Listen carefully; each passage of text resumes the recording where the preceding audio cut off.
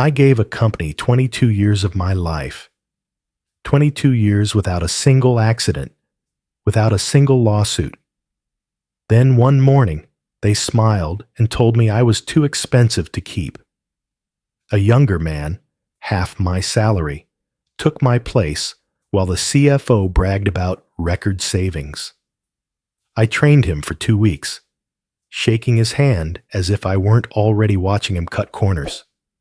Greed dripped from every decision they made, arrogance blinded them, and pride convinced them I was disposable. I left quietly. 6 months later, their empire of numbers collapsed, and they came crawling back. For 22 years, I had the same ritual.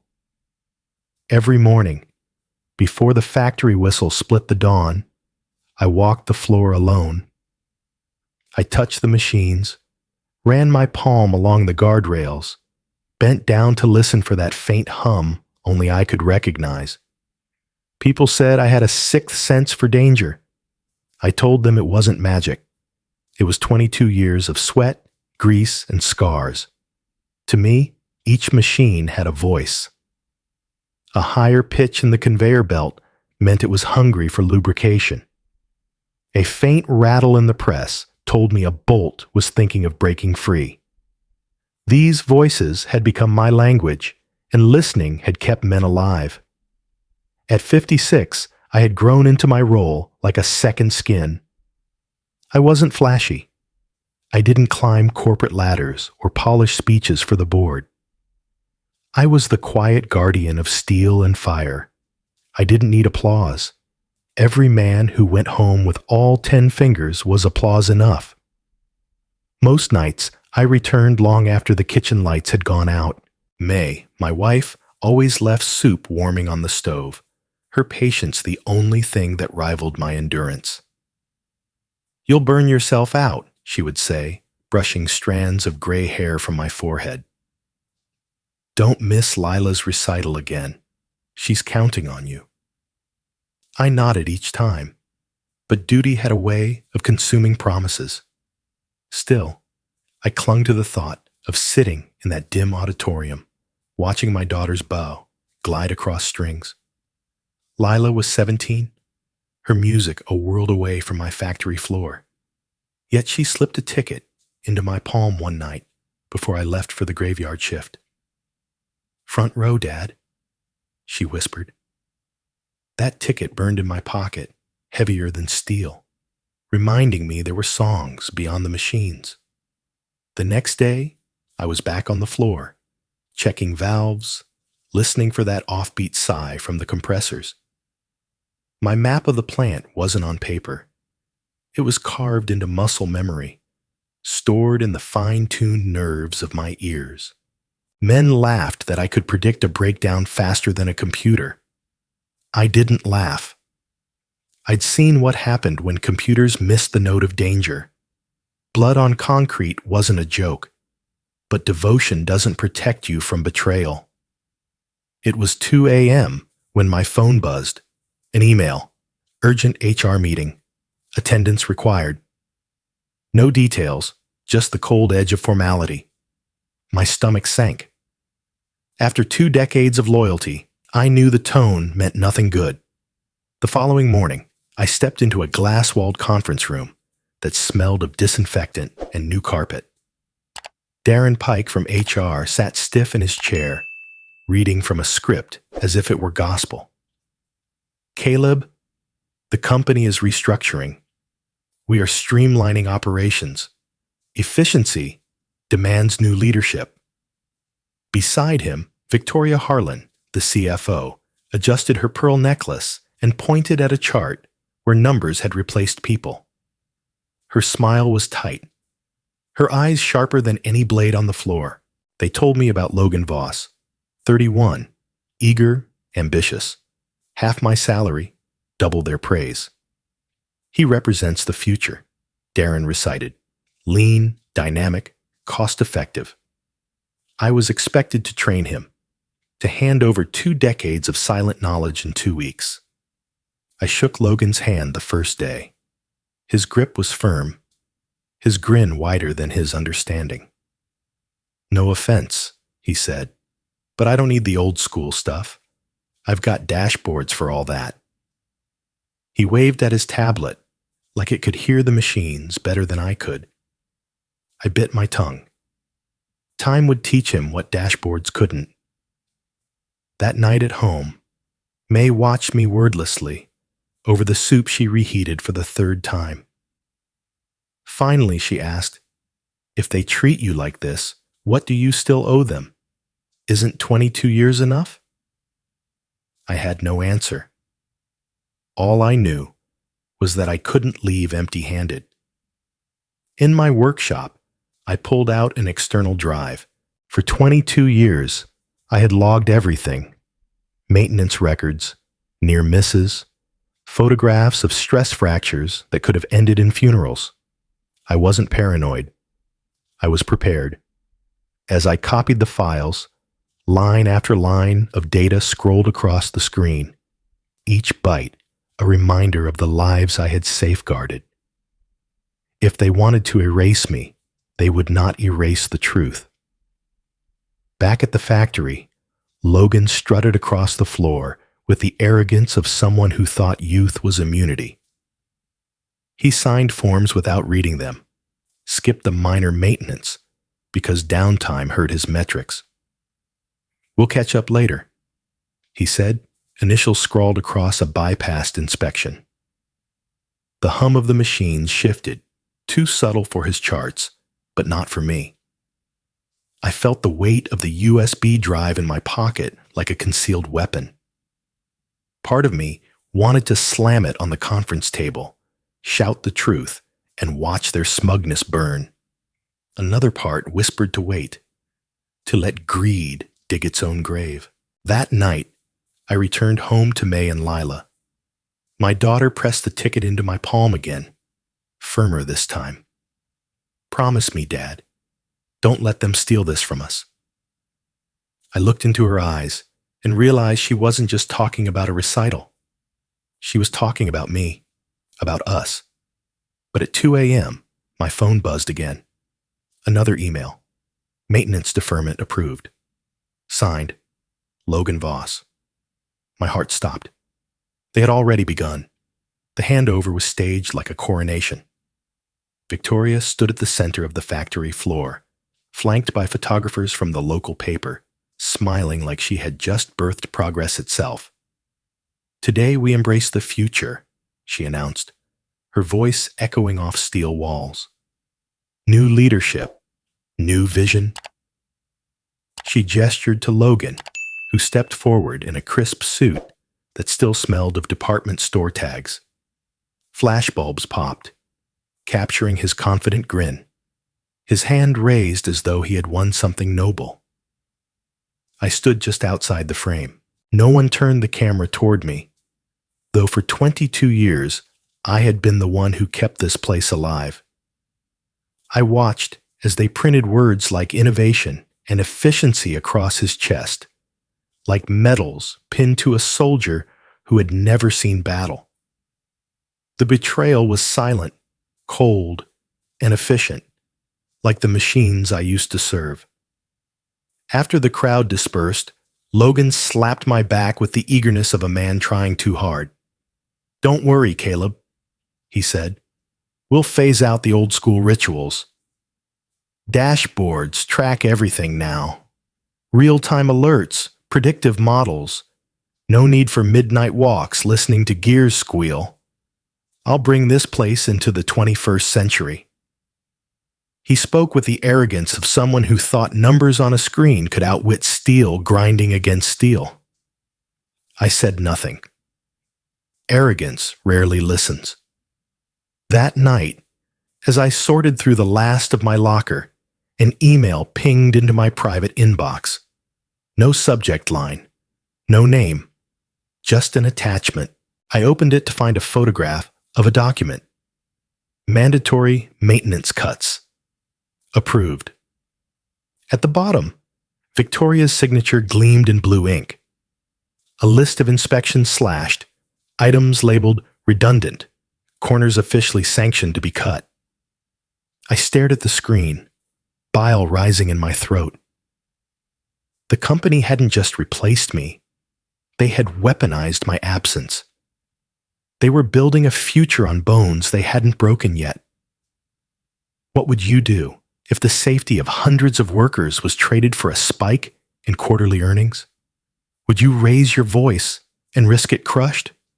Or would you wait, knowing greed always eats itself alive? The following week, the first alarm rang. A soft, stuttering whine from the hydraulic press at shift change. I saw the operators glance at Logan, who barely looked up from his tablet. "Tomorrow," he said, waving them off. Tomorrow, as if steel and pressure ever cared about calendars. I left the factory that night, not as a supervisor, but as an exile. Still, my phone buzzed in my pocket as I drove home. A message from Ramon, an old hand I had trusted for years. Valve 7 making a strange hiss. Not logged. Thought you should know. I tightened my grip on the wheel. I wasn't their supervisor anymore, but every note of that hiss played in my head like a warning siren. I pulled into my driveway, May already asleep upstairs, Lila's violin case leaning against the wall. She was waiting for me the next morning, sheet music in hand. "Come with me to practice?" she asked. Her eyes shone with hope, the kind that pierced deeper than any boardroom dagger. I sat in the corner of the rehearsal hall as she drew her bow across the strings, filling the air with trembling beauty.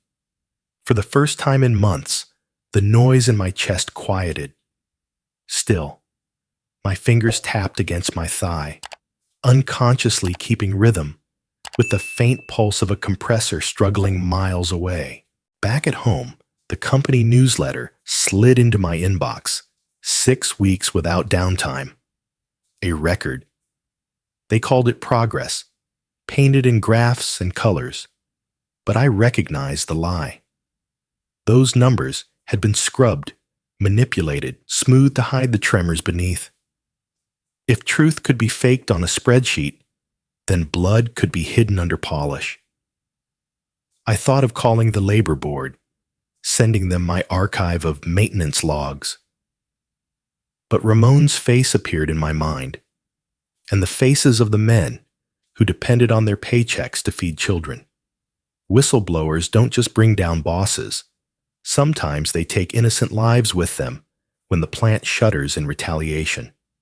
My conscience twisted, caught between survival and integrity.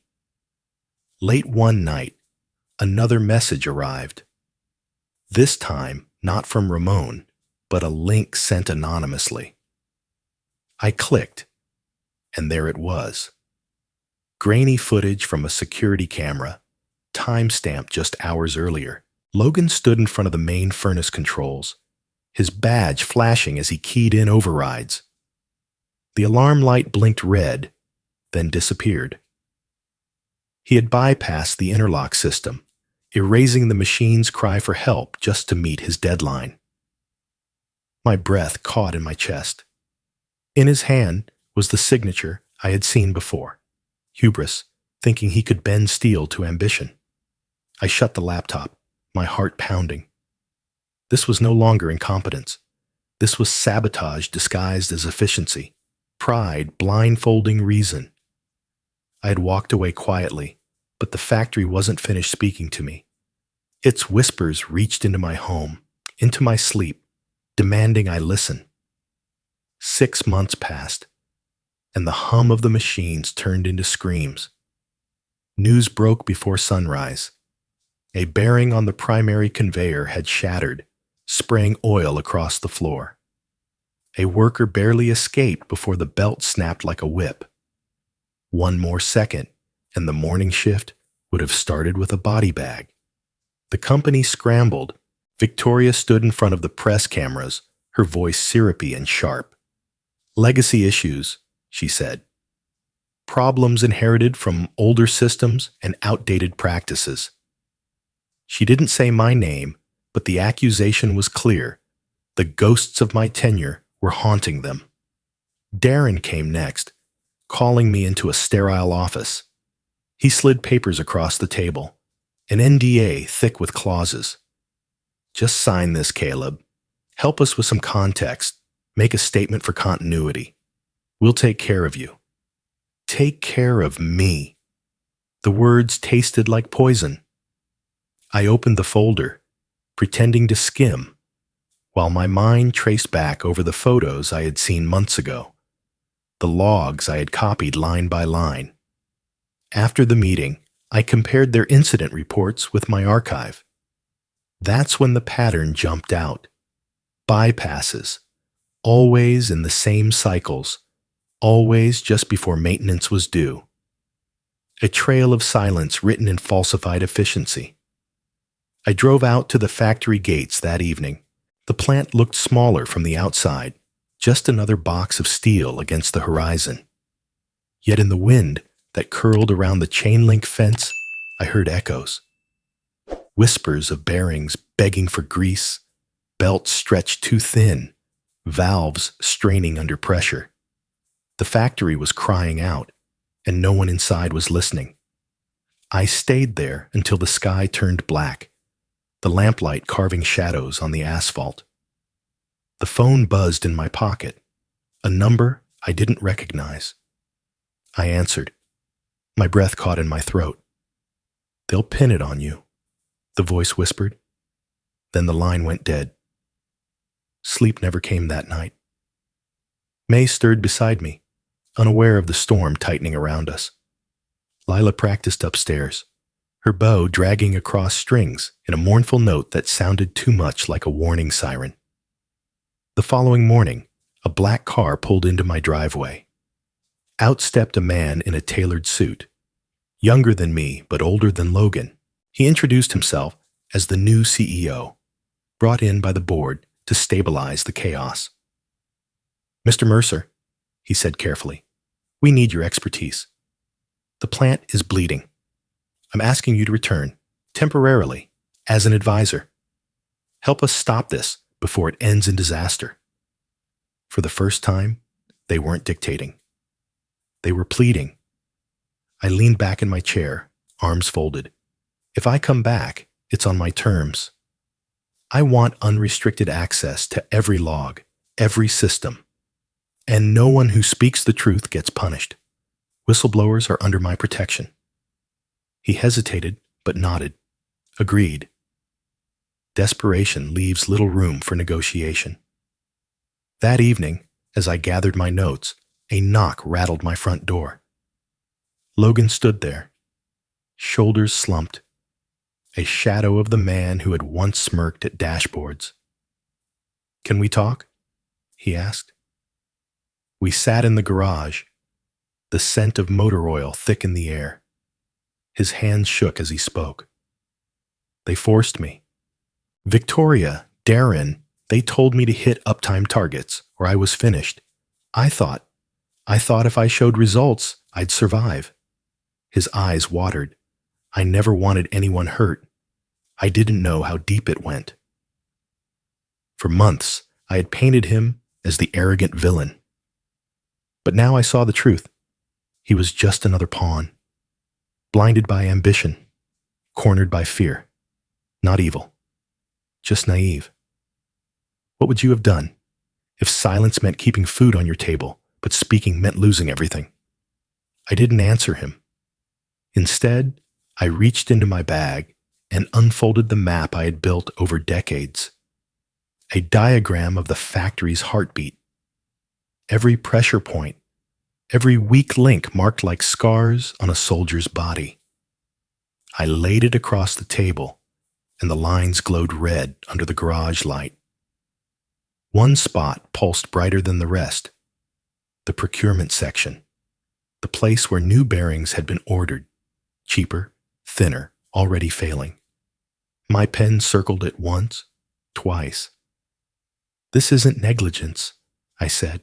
"This is theft." The machines had spoken again, and I could no longer pretend not to hear.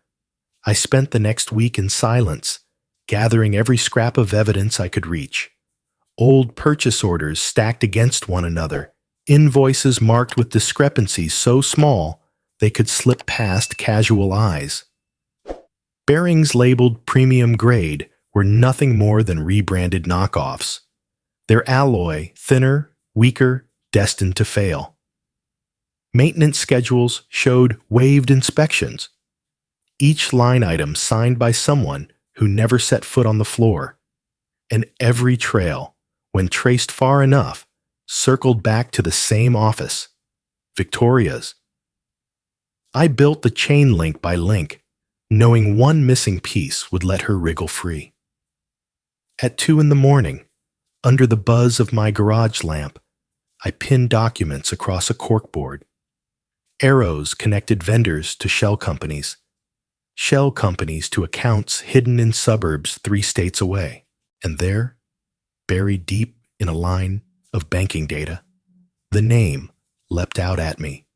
Harlan Consulting, Victoria's maiden name, a firm registered to her brother. The realization struck like a hammer. She hadn't just cut corners. She had built a siphon, funneling millions through cheap steel and broken bolts. Every injury, every close call was profit for her family. May found me hunched over the board, eyes bloodshot, hands shaking with rage. She said nothing at first, just walked to the shelf and pulled down the old night shift clock I used to carry in my pocket. The one that had ticked through every graveyard shift, a reminder of time stolen from our lives. She hung it back around my neck. "Go do the right thing, Caleb," she whispered. "Don't let them silence you." Her voice steadied me. I wasn't chasing revenge anymore. I was chasing truth. The next morning, I drafted a package. Every document, every chart, every photograph. Copies went to the labor board, to the occupational safety office, to a journalist I trusted at a trade publication.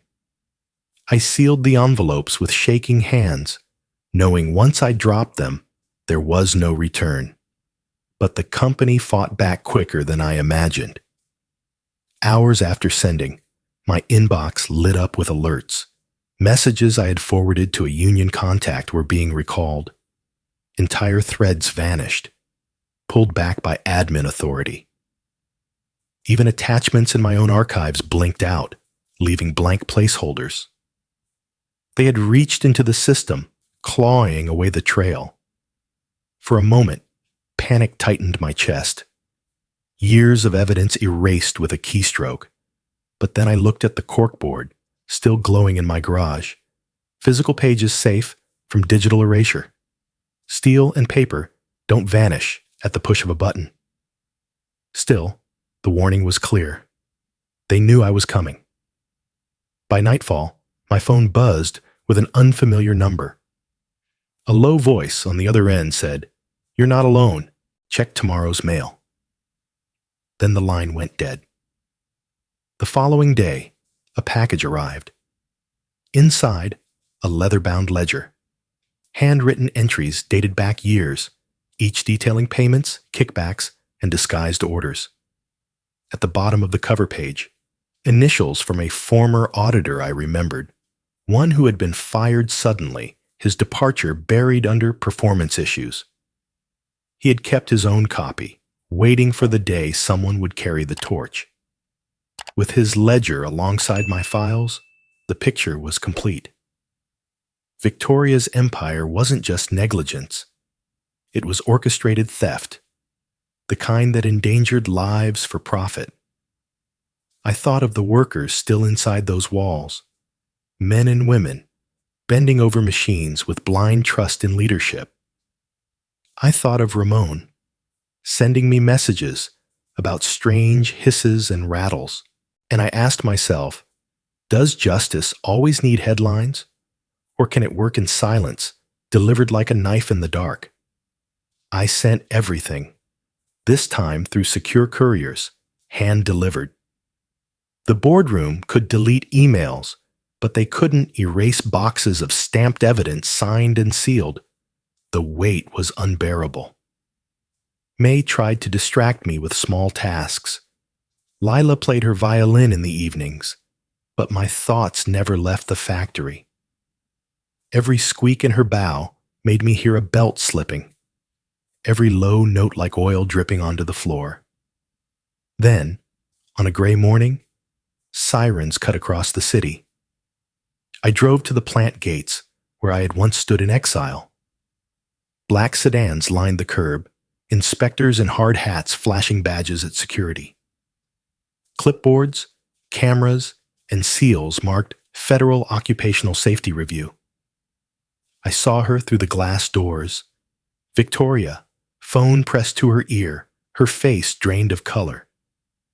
She turned toward Darren, who hovered at her shoulder, pale and sweating. They had just received the news.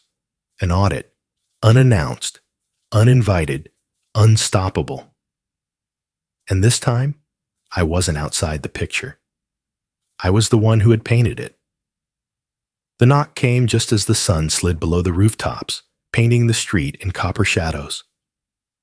May stiffened when she saw Victoria Harlan standing at our door. Lila shrank back, clutching her violin case, and May ushered her into the back room without a word. Victoria stood there alone, stripped of her boardroom armor, her pearl necklace gone, her eyes rimmed with exhaustion. "May I come in?" she asked, voice low, stripped of arrogance. I let her step inside, though the air grew heavier with every breath. She sat at the kitchen table where May usually served soup, folding her manicured hands together like a penitent. For the first time, I saw not the CFO, but a woman cornered by wolves. "They wanted numbers," she began. "Quarter after quarter, higher EPS, no excuses. The board made it clear, hit the targets or step aside. I told myself I was protecting jobs, protecting the company. But the truth is, greed guided me, pride shielded me, and foolishness convinced me I could control it." Her voice cracked. "And now it's burning us alive." Her confession washed over me like acid.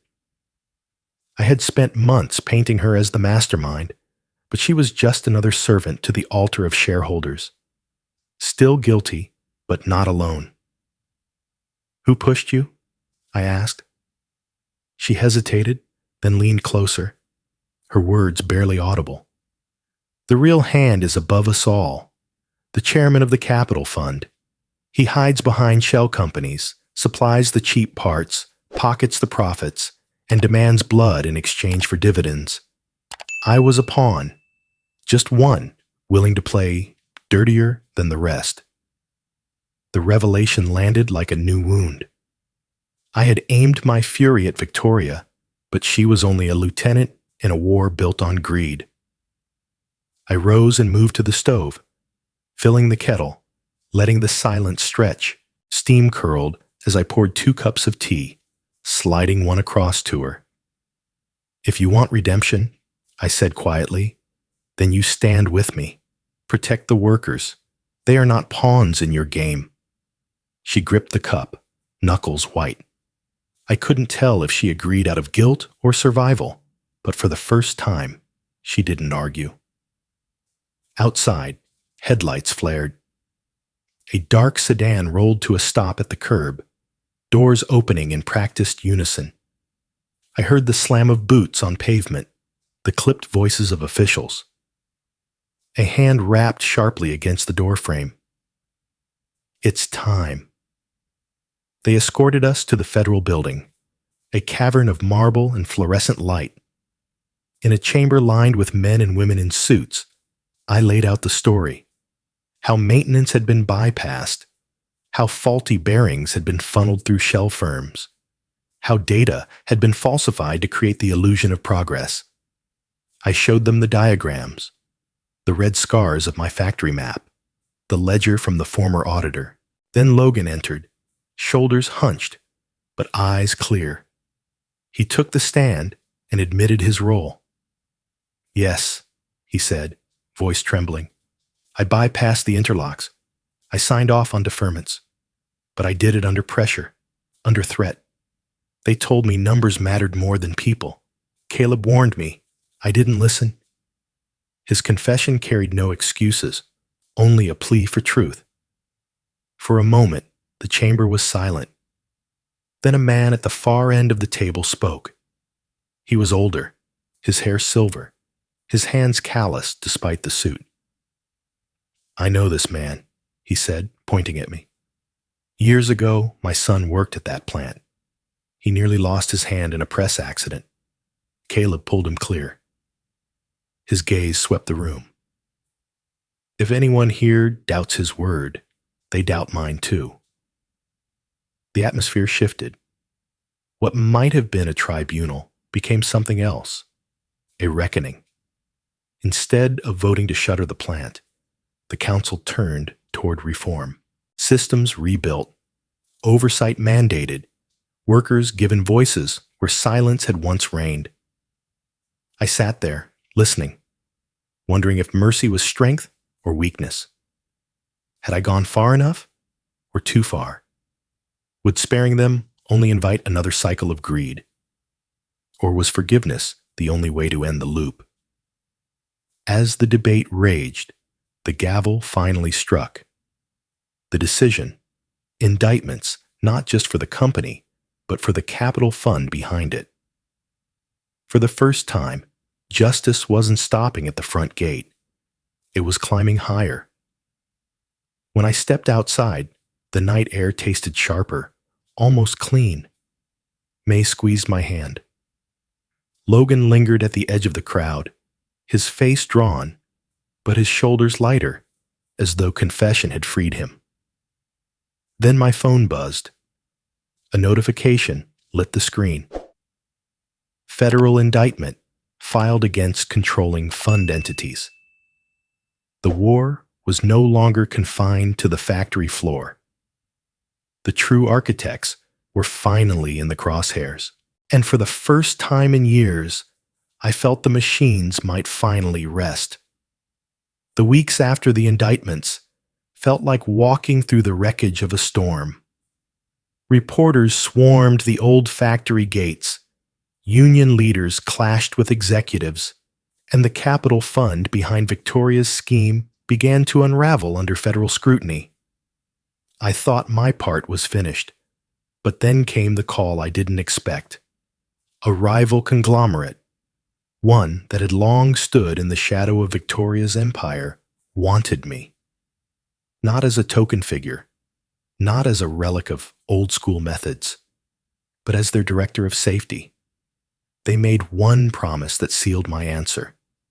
The workers' union would have a permanent seat on the safety council.